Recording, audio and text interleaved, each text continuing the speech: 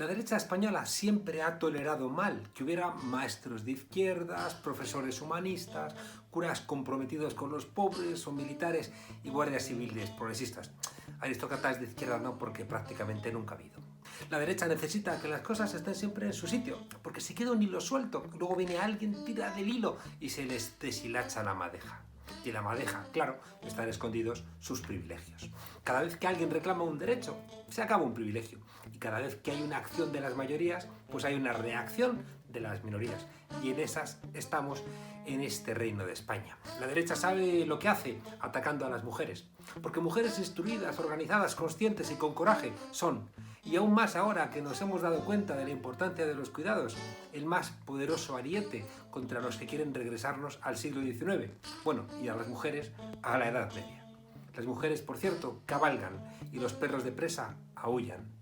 Recuperada del COVID-19, nos acompaña esta noche una de las figuras clave en este gran objetivo común, que es la reconstrucción de nuestro país tras la pandemia del COVID-19 desde una mirada feminista y desde un gobierno comprometido con el cambio. Poner en el centro a las personas, dignificar y proteger la labor de quienes cuidan y de todos y todas. Escoger la vida y no una economía que traicione el servicio de la vida. En un gobierno que, como digo, ha asumido como lema que nadie queda atrás, esta noche, en la frontera, la ministra de Igualdad, Irene Montero.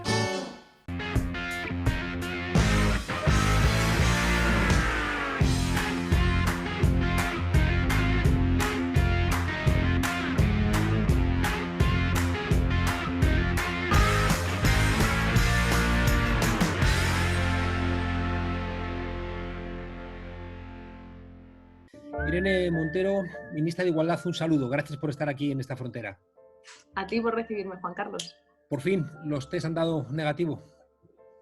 Por fin. He tenido pocos síntomas, pero el virus me cogió un poco de cariño, así que bueno, he tardado unas semanas, pero ya estoy recuperada, no he dejado de trabajar en ningún momento, pero es verdad que salir del aislamiento pues también me hacía falta ya.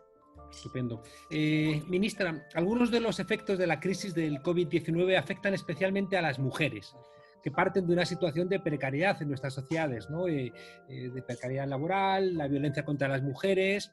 Luego, aparte, se encargan mayoritariamente de los cuidados. Por tanto, parte de las mujeres de una situación negativa. Completamente, ya partíamos de una situación negativa, pero como pasa normalmente en las crisis como esta, una crisis que tiene consecuencias, aunque sea una crisis sanitaria, también termina siendo una crisis social y económica, pues afecta de forma mayoritaria a las mujeres que, como bien decías, ya partían de antemano muchas veces de una situación de vulnerabilidad. Hablamos en España de 1,5 millones de familias que están a cargo de una mujer solamente y esas familias están en una situación de grave riesgo pues eso, de vulnerabilidad, ya con dificultades para encontrar empleos, con una situación de más precariedad, mayor riesgo de pobreza. Estamos hablando también, por ejemplo, del colectivo LGTBI, nos hemos encontrado en esta situación, pues claro, con mujeres, por ejemplo, que tenían dificultades para casarse y eso tiene implicaciones que pueden terminar siendo no menores para su vida. Nos estamos encontrando con una situación, y todos los organismos internacionales alertaban sobre eso, de que las situaciones de confinamiento podían poner en un mayor riesgo a las mujeres víctimas de violencias machistas. Por eso hemos hecho desde el primer minuto una acción importante desde el Ministerio y desde el Gobierno para proteger a las víctimas de violencia de género y por primera vez en España también a las víctimas de explotación sexual, mujeres en contexto de prostitución y mujeres víctimas de trata, porque ya están en una situación inicial de vulnerabilidad y de mucha desconfianza de las instituciones, y eso pues se ve reforzado en una situación de confinamiento, de dificultad como la que nos estamos encontrando, ¿no? Y de emergencia, insisto, no solo sanitaria, sino también social. Así que muy atentas a toda esa situación, también a las cuestiones de cuidados que hacías referencia en tu pregunta y poniendo todos los medios a disposición para paliar esos efectos durante la crisis y para pensar nuestra sociedad después de la crisis y si hay algunas cosas que debemos reflexionar sobre, por ejemplo, la fragilidad del sistema de cuidados. Ahora entramos en eso. Claro, escuchándote da la sensación de que el Ministerio de Igualdad ha podido desarrollar todas las medidas posibles y que, bueno, podría afirmarse que las medidas son suficientes, ¿o es demasiado optimista esa afirmación? Creo que nunca es suficiente. Lo que estamos haciendo es poner todas las miradas, todos los ojos y todos los esfuerzos en intentar paliar situaciones de vulnerabilidad y de riesgo. Cuando hablamos de que el ingreso mínimo vital tiene que llegar a muchas mujeres de familias monomarentales, Y cuando hablamos de monomarental, que lo quiero dejar claro, no es porque no entendamos la raíz etimológica de lo monoparental, sino porque la mayoría de esas familias, un 80 y pico por ciento de las familias monoparentales están encabezadas por mujeres. Entonces, visibilizar eso también es importante, ¿no? Decía, estamos poniendo todos los ojos en eso, en las dificultades que se puedan tener para interrumpir voluntariamente un embarazo, en las familias que pueden estar en una situación de mayor vulnerabilidad derivado no solamente de la situación de confinamiento, sino de que los niños y las niñas están en casa, de cómo compatibilizar las tareas de cuidados y el teletrabajo o las tareas laborales, que esa carga la estamos asumiendo todos y todas, pero mayoritariamente las mujeres. Entonces, ponemos todos los ojos en ello, pero yo creo que nunca un gobierno puede decir que es suficiente. Para las mujeres autónomas, para aquellas pequeñas empresarias que están viendo cómo el parón de la actividad las está afectando especialmente, pues hay que tener 1000 ojos siempre y creo que nunca se puede decir que es suficiente. Hay que seguir siempre reforzando todas las medidas posibles. Lo planteo porque yo que estoy leyendo mucho sobre la reflexión intelectual de la crisis, tengo la sensación de que estamos pensando en términos más urbanos que rurales, más de adultos, ¿no?, que de gente joven o de niños, más masculino que femenino, más de clases medias que de sectores populares. Y hay cosas que tengo la sensación de que se quedan fuera de foco, ¿no? Y que solamente cuando alguien hace oír su voz, ¿no?, quebrada y marginal, decimos, ¡ay!, porque se nos había olvidado. Estoy pensando, por ejemplo, en la reducción de la jornada, ¿no?, para las mujeres que son las que se hacen cargo de los cuidados.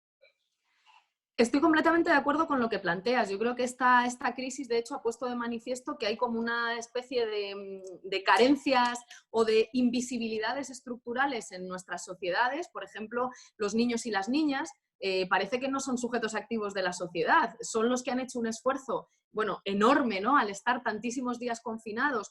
Los adultos todavía podían salir a la calle, pues, a hacer compras, lo indispensable, ¿no?, en la farmacia, en el supermercado, a ir a trabajar si eran servicios esenciales. Los niños y las niñas han estado encerrados en sus casas, contribuyendo a acabar con el virus, pero muchas veces no nos dirigimos a ellos y a ellas directamente, ¿no? Ni les explicamos ni les preguntamos. Ha generado una enorme sorpresa, ¿no?, que un vicepresidente se dirija a los niños en este país.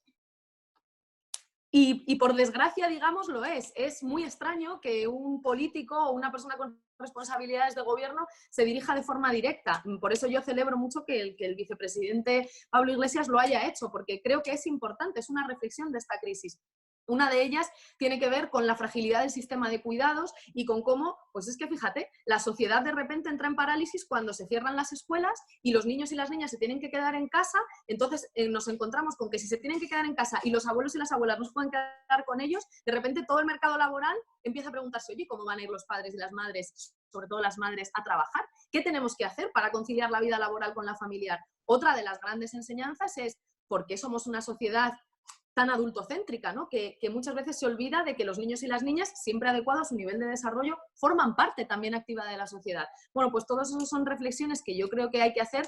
También quiero dejar claro que, sobre todo si nos comparamos con la respuesta que el gobierno o los gobiernos en el mundo y en España han dado a otras crisis, como fue la del 2008, también estamos haciendo cosas históricas. Prohibir que se corten los suministros en España, que no te puedan cortar el agua, la luz o el gas por esta situación de crisis, porque entendemos que la gente tiene que tener derecho a esos servicios y más ahora en una situación de vulnerabilidad, prohibir los desahucios, prohibir los despidos por motivo del COVID-19, hacer un plan de protección de víctimas de violencia de género, de violencias machistas y también de explotación sexual, de trata o mujeres en contextos de prostitución. Son cosas que creo que revelan que este gobierno está intentando hacer las cosas de otra manera y está haciendo las cosas de otra manera, incluso con todas las carencias o las insuficiencias que eso pueda tener, ¿no? Plantear un ingreso mínimo vital. Pues creo que eso son cosas que hablan de que realmente hay una voluntad de que de esta crisis nadie se quede fuera de la protección que como sociedad nos tenemos que dar, ¿no? De que tenemos que salir cuidándonos como sociedad. Y en el caso de las medidas en materia de violencia de género, por ejemplo, somos una referencia internacional y así nos lo han reconocido los organismos internacionales, ¿no? De la respuesta que hemos dado para seguir atendiendo y protegiendo a las mujeres víctimas de violencia de género. Lo que hablábamos de la reducción de jornada de las mujeres, claro, porque si no se hace esa reducción de jornada, después en el acumulado de las pensiones y demás, las mujeres siguen siendo, ¿no?, las grandes golpeadas. Completamente, y eso yo creo que cualquier mujer trabajadora por cuenta ajena, autónoma, pequeña empresaria, lo está viendo con claridad. Una de las reflexiones que yo creo que vamos a tener que hacer es sobre cómo organizamos el sistema de conciliación en nuestro país, no solamente la corresponsabilidad en las tareas, sino la visibilización de las tareas y también cómo hacemos posible la conciliación de la vida laboral y la familiar. El teletrabajo creo que es una cuestión que se ha puesto como muy en el centro de la respuesta inmediata a esta crisis, pero muchas mujeres, y lo digo también por experiencia propia, estamos viendo cómo si hay hijos o hijas pequeñas en la familia, es muy difícil el teletrabajo, porque no es tan sencillo como me pongo en el ordenador y los niños y las niñas están ahí haciendo sus cosas. Los niños y las niñas tienen derecho y necesidades de estar con adultos de referencia y muchas veces es muy difícil o directamente imposible acompasar las tareas de cuidados con el teletrabajo o con mecanismos de flexibilización horaria incluso. Entonces, creo que eso es una cosa que hay que reflexionar y comprometiéndonos con las empresas, tener pues una reflexión que se pueda convertir en políticas públicas, no solamente para el contexto de crisis, sino para siempre, porque la necesidad de conciliar no se tiene solo en tiempos de crisis, ¿no? Se tiene siempre, y una sociedad mejor será una sociedad que ayude a la gente a conciliar y a que los niños y niñas vean garantizado su derecho a estar con los padres y las madres, y también a que las mujeres especialmente, que somos las que más carga llevamos en eso, podamos hacer compatible nuestro desarrollo profesional y nuestras carreras profesionales con las tareas de cuidados.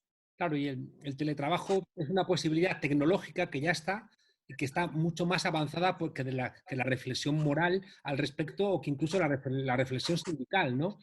Tengo la sensación de que el teletrabajo puede aumentar brutalmente la jornada laboral. Creo que eso es de lo que hay que reflexionar, ¿no? Sobre lo que hay que reflexionar, cómo teletrabajo no implica trabajar durante 24 horas, la flexibilización horaria tiene que poder ser compatible con la vida, es decir, no basta con la tecnología o no basta con flexibilizar los horarios, no basta con flexibilizar, pues eso, las horas a las que te puedes conectar o a las que no, o las horas a las que se tienen reuniones o a las que se realizan o se entregan los informes que un trabajador o una trabajadora puede entregar.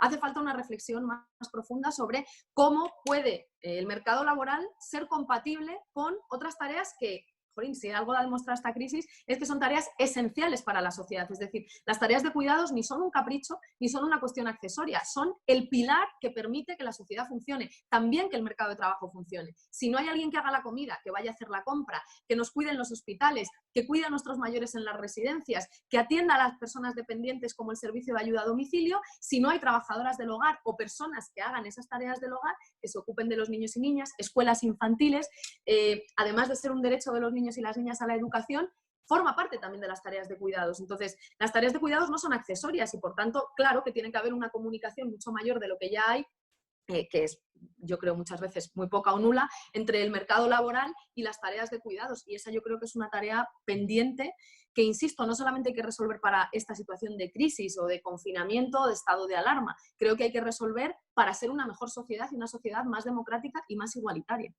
Ministra, un problema de fondo de los ministerios de igualdad en todos los países del mundo y desde que existe esta reflexión es que las políticas de igualdad son necesariamente transversales, ¿no? Afectan a todo un gobierno, ¿no? Y sin embargo, un Ministerio de Igualdad no tiene competencias ni en interior, ni en trabajo, ni en fiscalidad. ¿Hay sensibilidad en esos ministerios para poner en marcha estas políticas? Por supuesto que la hay. Este gobierno ha dicho muchas veces que no solamente es feminista porque plantee la necesidad de recuperar, como hemos recuperado el Ministerio de Igualdad, sino porque entendemos la igualdad y el feminismo como una política transversal. Eso sí, las batallas en defensa de una sociedad en la que hombres y mujeres seamos efectivamente iguales no se ganan solo por el hecho de que haya un gobierno con sensibilidad. Se ganan porque hay una sociedad que entiende que eso es importante y que los hombres y mujeres de esa sociedad son mejores, más libres y más felices, si me permites también, si viven en sociedades más igualitarias, especialmente aquella gente que normalmente está más olvidada, ¿no? No olvidemos que el feminismo creo que no solamente hace propuestas para que hombres y mujeres seamos iguales y beneficia a hombres y a mujeres, sino que también creo que está haciendo un planteamiento de clase, en el sentido de que aquellas que son más humildes, y ahí las mujeres tenemos siempre más riesgo de pobreza, más riesgo de precariedad, pero que aquellos y aquellas que son más humildes tienen derecho a una vida digna de ser vivida, ¿no? Y eso tiene que convertirse en políticas públicas. Entonces, sí, la respuesta es sí, hay un gobierno que es sensible, pero quiero dejar muy claro que las mejoras y las conquistas sociales no se consiguen solo cuando hay gobiernos sensibles, se consiguen sobre todo cuando hay una sociedad civil fuerte y organizada que empuja. Y creo que en ese sentido las respuestas a esta crisis mundial que se ha desatado cuando pase la emergencia sanitaria y cuando tengamos un poquito más de posibilidad de pensar los cambios estructurales que nuestra sociedad necesita y que esta crisis ha revelado, como cuando hablábamos del sistema de cuidados, nos van a ser muy útiles las reflexiones que el movimiento feminista lleva haciendo desde hace mucho tiempo, ¿no? Sobre la centralidad de la vida, sobre la necesidad de poner la vida en el centro de las políticas, sobre el sistema de cuidados y su invisibilidad y su carácter de pilar fundamental de las sociedades, y otras muchas reflexiones que, insisto, el movimiento feminista llevaba haciendo desde hace tiempo. Yo creo que el feminismo es una herramienta muy útil para pensar en cómo nuestras sociedades pueden ser sociedades mejores y mejorar aquellas cosas que hemos visto como carencias en esta crisis del COVID-19. Claro, a veces cuando se discute sobre temas feministas hay afirmaciones que hay gente que se escandaliza, ¿no?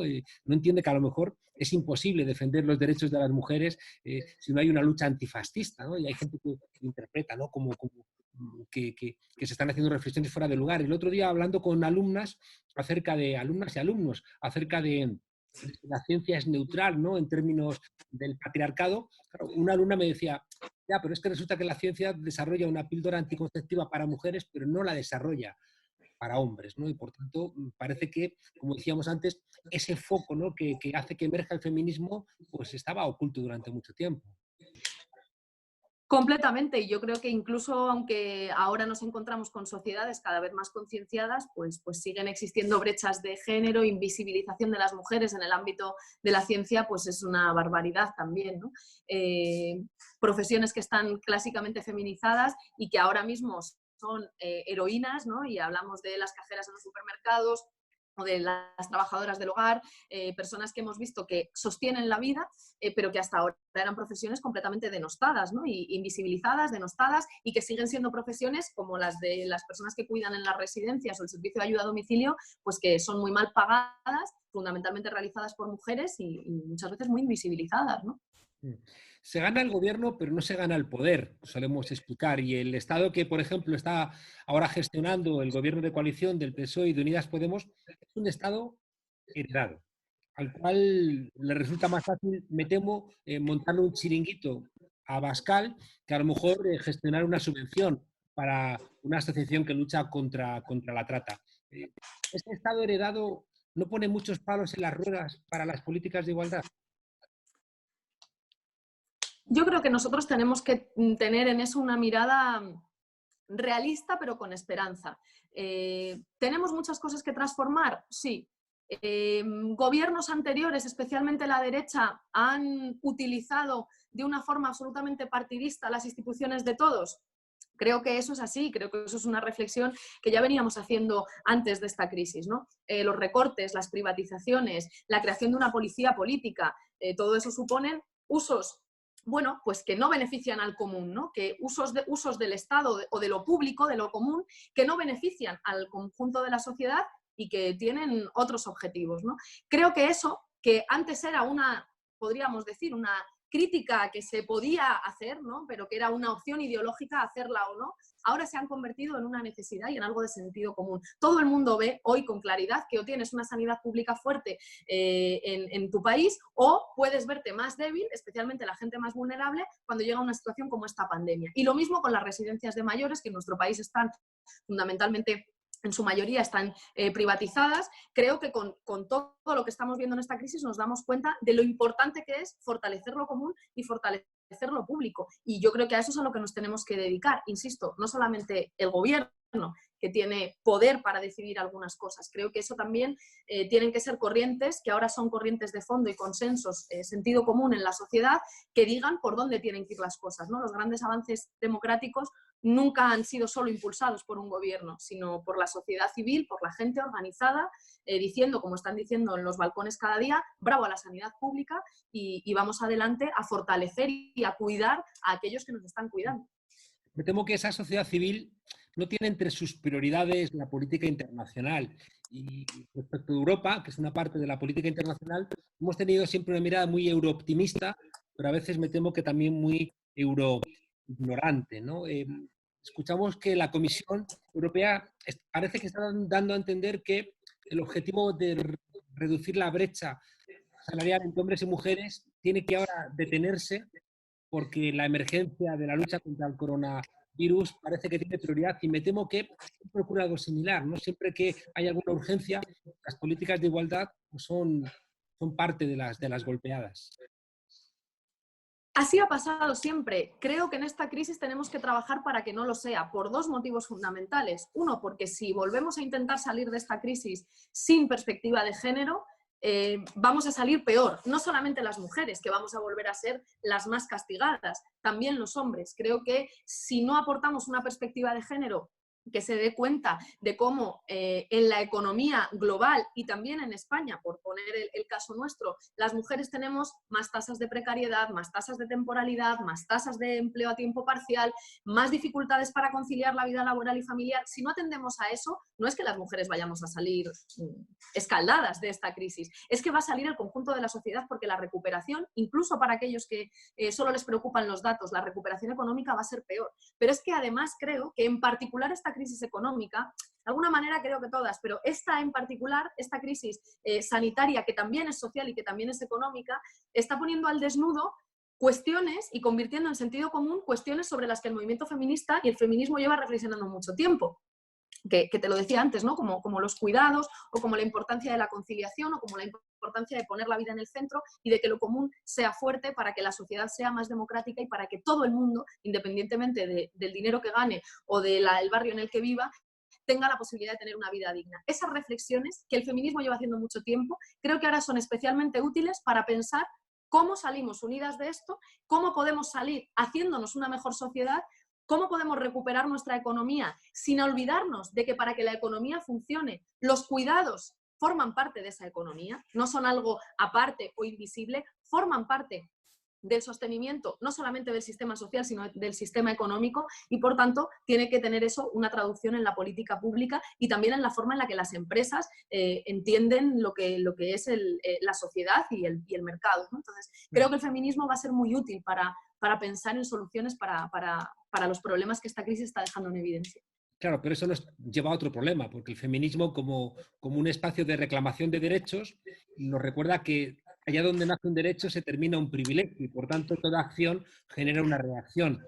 Y vemos una estrategia de intentar acabar con el movimiento feminista, ¿no? Aprovechando la crisis sanitaria y la social. Bulos, achacan al 8M la responsabilidad, mintiendo sobre todas las evidencias científicas que hay. La extrema derecha pide la desaparición del Ministerio de Igualdad.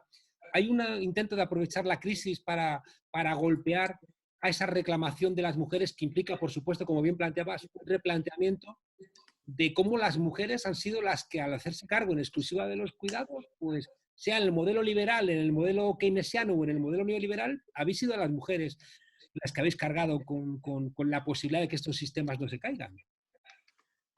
Completamente. Bueno, yo creo que la extrema derecha ha tenido intención de atacar al feminismo antes de la crisis y lo seguirá teniendo después de esta emergencia, no me cabe ninguna duda. Lo hacían antes y creo que lo estábamos viendo no solamente en España, a nivel internacional. La reacción al empuje del movimiento feminista era una reacción pues, muy brusca y era una reacción muy beligerante por parte de esos sectores sociales, y creo que así va a seguir siendo. Me parece que están quedando muy en evidencia que intentar utilizar la crisis, en este caso pues en España, ¿no? para atacar al feminismo es una opción que han tomado esos partidos de la extrema derecha, y es una opción desde luego ideológica, que no está buscando entender cómo se produjeron los contagios en España, que no está buscando comprender cómo ha sido la evolución de la pandemia en España, sino simplemente aprovechar esta pandemia para atacar al feminismo, algo que ya hacían antes de la crisis. El mismo 7 de marzo, por ejemplo, pues en el caso de Abascal ya hacía estos mismos planteamientos que tú decías y creo que lo seguirán haciendo después, así que creo que hay que ser conscientes y seguir insistiendo con más fuerza en esa idea que te planteaba y que creo que es la que piensa la mayoría de la gente, y es que el feminismo puede ser muy útil, una herramienta muy útil para pensar en cómo esta sociedad puede salir mejor y más fuerte de esta crisis a la que nos estamos enfrentando. Ya caminando hacia el final de la entrevista, hay un problema que afecta no solamente al feminismo, sino creo que afecta a la democracia, y son campañas orquestadas en redes para sembrar bulos, para generar odio, para desestabilizar a un gobierno elegido democráticamente, para generar alarma social. Todo eso no tiene nada que ver con la libertad de expresión. Bueno, lo que pasa es que en este país, fíjate, tenemos una derecha que según el Congreso de los Diputados, no lo dice, no sé, pues este gobierno o mi grupo parlamentario o mi partido, ha utilizado la fuerza pública, ha utilizado las fuerzas y cuerpos de seguridad del Estado para crear una estructura parapolicial que atacase a adversarios políticos. Las cloacas del Estado son eso. Entonces, pues sí, es una práctica que a nivel internacional, especialmente la derecha y la extrema derecha están utilizando, la de los bulos, la de la mentira, la de las fake news, que en España también estamos viendo, y frente a eso creo que hay una sociedad que cada vez es más consciente de que eso es contrario a la democracia, independientemente de lo que pienses, ¿eh? Creo que hay una gran mayoría también de personas que son de derechas y que no les gustan los bulos ni las fake news, y creo que eso pues, va a tener que combatirse con una respuesta social muy fuerte que diga, oiga, podemos hacer un juego político, ¿no? y manifestar diferentes opiniones, pero de ahí a inventar cosas, a crear bulos con la intención de hacer daño, de desestabilizar y de crear un clima que no existe en la opinión pública y que solamente se podría crear, ese clima de odio, ese clima de rabia, recurriendo a la mentira, pues creo que la gente es la que lo va a rechazar, ¿no? Y creo que esa es la manera de que tiene una sociedad democrática de frenar los bulos, diciendo, yo no me lo creo. Ya, pero digamos que eso carga toda la responsabilidad de la sociedad civil, ¿no? Es decir, en este país se ha encarcelado a titiriteros, a raperos, a gente que ha quemado una fotografía, y vemos a medios de comunicación que están luego en las tramas, como tú planteabas, bueno, pues de crear una policía política y de ir midiendo los tiempos de la publicación de esas mentiras con el objetivo, ¿no?, de desestabilizar el resultado electoral. Y a nosotros, a mí, por ejemplo, me resulta muy extraño que no tengamos herramientas en el Estado de Derecho para defendernos de esta gente que está dinamitando la democracia y el Estado de Derecho.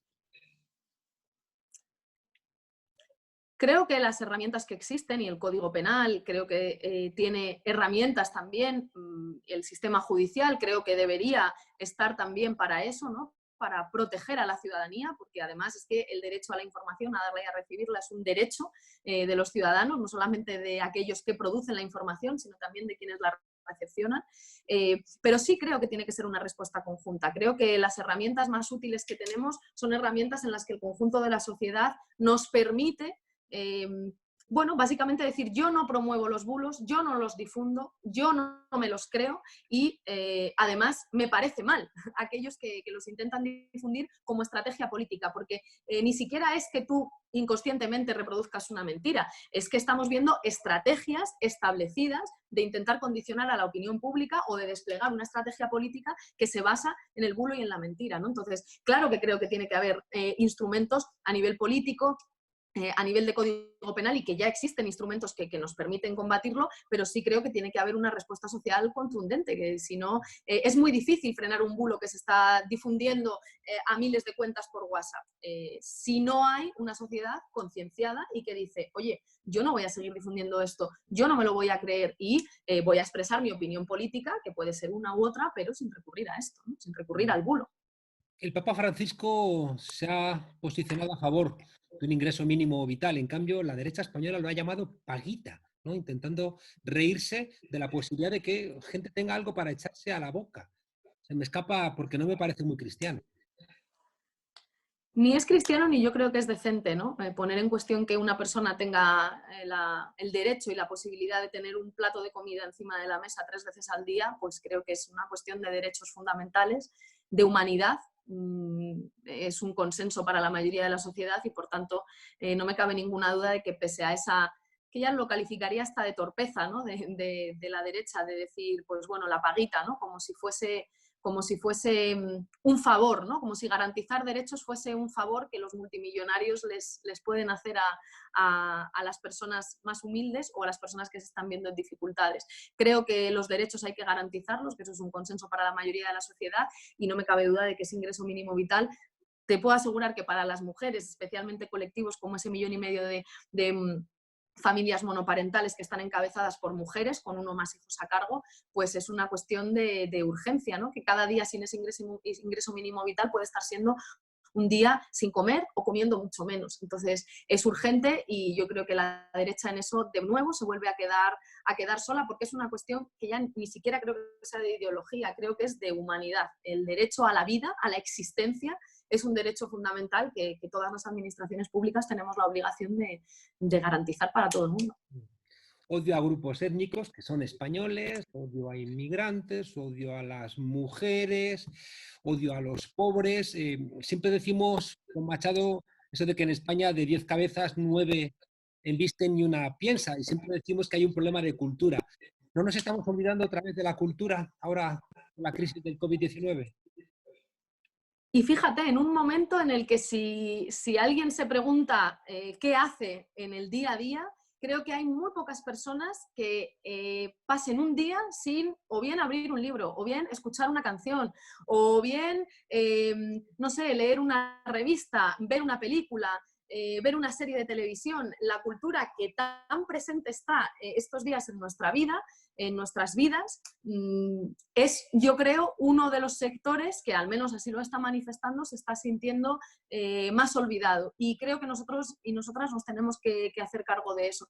Como sociedad, recordando que la cultura y la producción de la cultura implica muchas profesiones y a mucha gente que se deja la piel, y a mucha gente que trabaja en condiciones de precariedad, y no solamente hablo de muchos actores, actrices o gente más visible, ¿no? Sino también de la gente que está, digamos, detrás de la cámara o en otras profesiones culturales que son más invisibles que, por ejemplo, el cine o el teatro, y yo que sé, pienso desde la escritura, la poesía, todos los que trabajan en bibliotecas, que además es un sector especialmente feminizado, en fin. Creo que en eso tenemos que hacer un trabajo como sociedad de recordar que producir y hacer cultura cuesta, y lo debemos reconocer como sociedad, la música, el teatro, el cine, y también como gobierno, que debemos prestarle especial atención y que es una de las tareas que tenemos que abordar sin duda ninguna. He leído que en Béjar se ha recuperado una empresa textil que está haciendo mascarillas, que las habíamos deslocalizado, pensando que si lo puedes comprar en China, ¿para qué lo vas a hacer aquí? Hay una reflexión que a mí me preocupa, y es en qué medida Unidas Podemos no está gestionando la crisis, y si quizá no está olvidando las políticas de transformación estructural de nuestro país, ¿no? Ya no hablamos del cambio climático, ya no hablamos de elementos de explotación vinculados al mundo laboral, ya no hablamos de cooperación, y parece, ya digo, que entrar en el gobierno y dedicarnos a la gestión parece como que aparca, ¿no?, esas medidas estructurales que fueron las que llevaron a Unidas Podemos, y en concreto a Podemos, a nacer. Yo creo que en eso hago una lectura un poco diferente. Me parece que efectivamente en estas semanas la urgencia y la emergencia sanitaria y la emergencia social que se deriva de ella nos ha hecho estar en una fase de actuación. Aún así estamos teniendo muchos debates y creo que eso es importante. No hemos puesto el piloto automático, ni como gobierno, ni como formaciones políticas o como espacio político. Estamos debatiendo y reflexionando mucho, pero evidentemente priorizando la acción política, ¿no? Porque es un momento de actuar para frenar cuanto antes la emergencia sanitaria y para construir un escudo social fuerte que haga que nadie se quede atrás desde el minuto uno. Pero fíjate, si hay algo que yo creo que esta crisis está dejando en evidencia, es que muchos de los problemas que ahora son de sentido común, por ejemplo, la falta de producción nacional propia de determinados bienes de primera necesidad, como pueden ser mascarillas o respiradores, el maltrato a la sanidad pública durante tantos años que ahora nos está pasando factura, o la debilidad de un sistema de cuidados en España que también nos está pasando factura, y pienso en el maltrato a la escuela pública, y pienso en las residencias de personas mayores, en sus privatizaciones, en la precariedad en la que están trabajando muchas de las mujeres, fundamentalmente mujeres que trabajan en ellas, la invisibilidad de las trabajadoras del hogar, la fragilidad de las políticas de conciliación. todos esos elementos que ahora se están poniendo encima de la mesa y que ya, digamos, no son un programa político que se puede coger o no, sino que todo el mundo, independientemente de a quién vote, ve que esos son problemas de la sociedad que hay que resolver. La crisis, digo, nos está enseñando y poniendo encima de la mesa que las soluciones que tenemos que poner encima de la mesa son estructurales, no son coyunturales o no son, no sé, pequeños adornos o pequeñas modificaciones. Tenemos que repensar nuestra sociedad de una forma que nos permita que sea más igualitaria, más democrática, poniendo la vida en el centro. Cuando digo más igualitaria no me refiero solamente a entre hombres y mujeres, sino a que no genere tantas desigualdades de renta, que permita que haya muchos más mecanismos de inclusión social. Creo que todo eso nos está poniendo encima de la mesa esta crisis y, por tanto, que cuando hablamos de esos pactos de reconstrucción y de la necesidad de abordar la reflexión y el debate sobre las políticas públicas de reconstrucción, no estamos pensando, pues eso, en políticas coyunturales. Estamos pensando en cómo poder abordar muchos de los problemas estructurales que nuestra sociedad ya tenía, que se han puesto de manifiesto ahora y que ahora son de sentido común que hay que abordar, y para eso tenemos que encontrar un gran acuerdo, ¿no?, en cómo lo abordamos. Eso es en lo que nos tenemos que poner de acuerdo. Cómo abordamos el fortalecimiento de la sanidad pública, o cómo creamos un sistema nacional de cuidados, o cómo cuidamos ese sistema nacional de cuidados. Todo eso es lo que hay que debatir entre las fuerzas políticas, pero también con los agentes sociales, con los empresarios, con los sindicatos, con todos los agentes que forman parte determinante de la sociedad. Una última pregunta. Yo ando un poco escandalizado por los ataques personales que estás sufriendo, tú en concreto, ¿no? Con bulos, con ataques personales, con intento de minar la tranquilidad, con especulaciones personales. No recuerdo en la historia de la democracia, y mira que quizá, ¿no?, el caso de Pasionaria en su momento, ¿no?, pero no recuerdo un ataque tan brutal a una mujer, en este caso concreto, contra ti, con un intento, ya digo, de indirecto, ¿no?, de, no sé, de si buscar que tires la toalla, o cómo enfrentamos, ¿no? Es decir, supongo que todas las mujeres que están viendo, ¿no?, los ataques que están sufriendo por hacer política, harán la reflexión de, ¿merece la pena, ¿no?, hacer este esfuerzo? Bueno, fíjate, la policía política tenía como objetivo intentar que llegásemos a gobernar. Por eso fabricaba pruebas falsas contra Unidas Podemos, por eso hacían muchas de las cosas que hicieron, y además, pues, bueno, viniendo de Juan Carlos Monedero esta pregunta, ¿no?, que también creo que has sido objeto de muchos ataques muchas veces para que dejases de decir lo que piensas o para que dejases de formar parte del debate público, pues creo que sabes bien a lo que nos referimos, ¿no? Y que seguramente no sea algo necesariamente personal, sino el interés de alguna gente muy poderosa de intentar que haya un sector de la población que no participe del debate público, que no participe de la política, ¿no? Entonces, bueno, pues yo creo que uno tiene que venir un poco llorada de casa. Sabíamos que este camino no sería fácil, y creo que lo importante es que como gobierno estamos siendo capaces de, bueno, de no dejarnos llevar por esos ataques o por esos bulos o por esos intentos de señalamiento, y al contrario, intentar hacer políticas que protejan a todo el mundo e, insisto, que no solamente atajen y controlen cuanto antes esta emergencia sanitaria, sino que por el camino creen un poderoso escudo social que nos proteja a todos y a todas. Para eso vinimos a la política, para gobernar, porque sabemos que gobernando es como se cambian las cosas, o al menos también gobernando se cambian las cosas, y para intentar, cuando gobernásemos, demostrar que se podía gobernar de una manera diferente, y que cuando viene una crisis como a la que nos estamos enfrentando, no hacía falta darle solo el dinero y rescatar solo a los grandes bancos, sino que se podían prohibir los cortes de suministros, prohibir los despidos, porque para eso existe el mecanismo de los ERTES, prohibir los desahucios y hacer políticas que protejan a las personas y que nos cuiden como sociedad. Me consta que no es fácil. Ahí están todavía, ¿no?, algunas empresas diciendo que tienen que permitirles que se corte el agua, ¿no?, para no generar malos comportamientos, o que evitar los desahucios enfría los mercados. Pero sigo insistiendo, Irene, en que tengo la sensación de que como mujeres os atacan. Algunos seguimos igualmente consternados por la condena a Isa Serra, ¿no? Una condena que muchos jueces están cuestionando, y que no deja de llamar la atención de cómo es posible que algunos puedan decir barbaridades como que iban a disparar contra gente de Podemos, y cuando una mujer, que no hay ningún tipo de pruebas, está intentando impedir un desahucio, acompañando, ¿no?, a una masa social que quiere recordar que a un discapacitado no le puedes dejar en la calle, le caen 19 meses, ¿no?, de prisión. Hay algo incomprensible en esa condena. Yo lo he expresado con total rotundidad, creo que hay que decirlo así. Isa no está sola.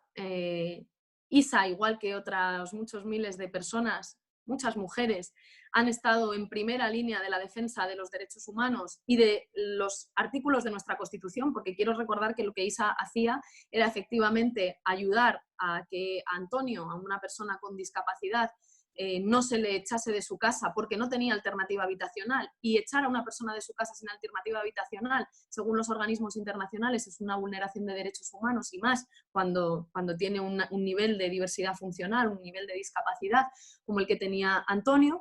Entonces estaba actuando en defensa de los derechos humanos y en defensa del artículo 47 de nuestra Constitución, que protege el derecho a la vivienda, y por tanto ni ella ni ninguna persona que en el ejercicio de su deber ciudadano esté protegiendo los derechos de todos y todas, y en este caso los derechos de una persona especialmente vulnerable, pues se va a encontrar sola. Creo que esa es obligación de, ya independientemente de que formemos o no parte de un gobierno, es obligación de cualquier ciudadano de este país estar al lado y no dejar nunca solas a aquellas personas que están defendiendo los derechos de todas y de todos. No me cabe duda, por tanto, de que Isa además recurrirá esa sentencia y veremos lo que pasa. Irene Montero, ministra de Igualdad del Gobierno de coalición entre el PSOE y Unidas Podemos. He de reconocerte que estos días no deja de producirme cierta satisfacción recordar que al PP le criticaban por robarse trajes, mientras que a Pablo Iglesias le critican por comprarse una chaqueta. Por cierto, dile de mi parte que a ver si se las compra de su talla, ¿no?, porque tengo la sensación de que le están un poco grandes. Ya no, yo creo que ya no, Juan Carlos, pero en todo caso escríbele tú un mensaje, que estoy convencida de que le va a gustar tu asesoramiento sobre prendas de vestir. Me han dicho esta mañana que se las compre de su talla. Yo traslado. Irene, muchísimas gracias, un fuerte abrazo y suerte con tu tarea en el Ministerio de Igualdad. Gracias a ti, Juan Carlos, un abrazo. Un abrazo a la frontera.